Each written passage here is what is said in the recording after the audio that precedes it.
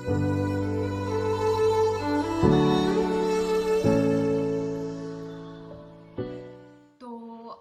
जैसा मैं बताना चाह रही हूँ कि रूम की वॉल्स कितनी ज़्यादा इम्पोर्टेंट है, उन्हें डेकोरेट करना नहीं है। मतलब ऐसा नहीं है आपको एकदम से कोई क्रिएटिव पर्सन बन जाना है और उसको मतलब वॉल्स को ऐसे सजा देना है कि हाँ, जो बाहर से आए उनको देखने के लिए भी और आप भी अपने आप को इम्प्रेस कर सको। उस तरह नहीं कह रही हूँ मैं।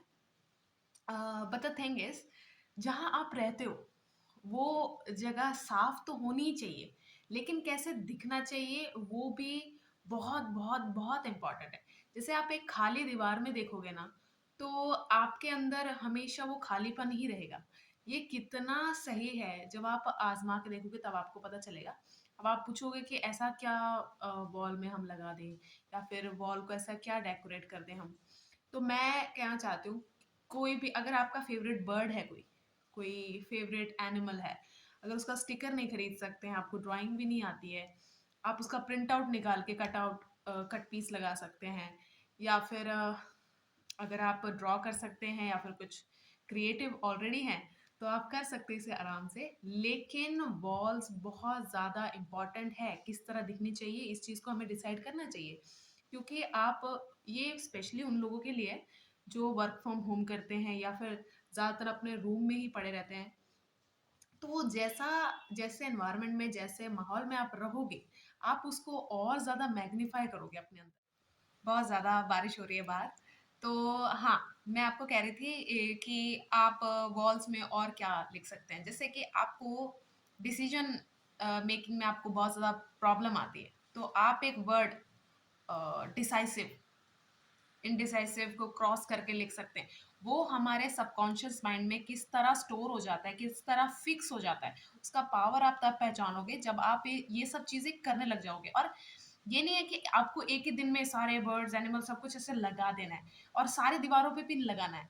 आप अपने रूम का जस्ट एक वॉल, जस्ट जिस पे आपकी ज़्यादा नज़र पड़ती है या फिर जिस तरफ आपका ज़्यादा मुँह रहता है, ठीक है? आप उसको क्या कर सकते हैं, डेकोरेट नहीं करना है, बट उन वर्ड्स के साथ, उन चीज़ों के साथ भर दीजिए जिससे कि आपका माइंड खुश रहता है।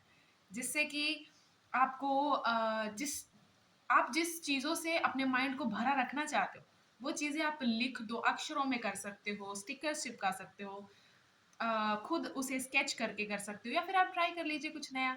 आप अगर स्केचिंग ट्राई करना चाहते हैं तो वो भी कर लीजिए। आपके पास टाइम नहीं है, कुछ भी नहीं है, लेकिन वॉल्स इम्पोर्टेंट हैं, सच में बहुत इम्पोर्टेंट है। और आपके माइंड के लिए कितना हेल्दी हो जाएगा, आप प्लीज़ एक बार ज़रूर इसको ट्राई कीजिए।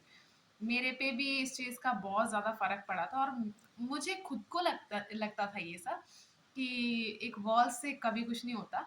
जब जो चीज़ मेरे माइंड के अंदर है, वो एक वॉल कैसे चेंज कर देगी। तो लेकिन ये चीज़ आपको ट्राई करके ही आएगा। कोई भी आपको ये चीज़ अगर कोई बोल भी देगा तो आप नहीं मानोगे, क्योंकि आपने खुद ट्राई नहीं किया है।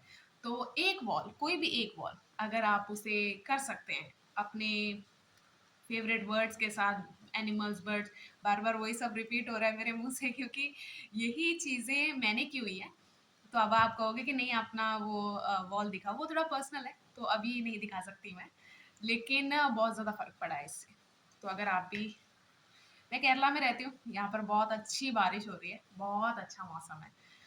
तो बस, तो लगा कि वीडियो बना के आपको जस्ट ये वाला एक ज़रूर बता दूँ, क्योंकि मुझे बहुत सिंपल, मुझे बहुत ऐसे ही, मतलब गो विद द फ्लो, ऐसे ही रहना पसंद है। ज़्यादातर मैं इतना केयर नहीं करती थी, और मैं कुछ ज़्यादा ही केयर फ्री थी। मेरे पुराने दोस्त और मेरे कॉलेज टाइम के जितने भी दोस्त रहे होंगे, स्कूल टाइम के, वो जानते हैं कि मुझे इतना फ़र्क नहीं पड़ता, मैं बहुत केयर फ्री थी। लेकिन ये छोटी-छोटी चीज़ें कितनी इम्पोर्टेंट है, वो आपको टाइम से पता चल जाता है। जब आप डेवलप करने लग जाते हो अपना माइंड और मैच्योरिटी लेवल, आपको लगता है कि हाँ यार, इन सब चीज़ों का बहुत फ़र्क पड़ता है, जितना मैं सोचती भी नहीं थी उतने ज़्यादा।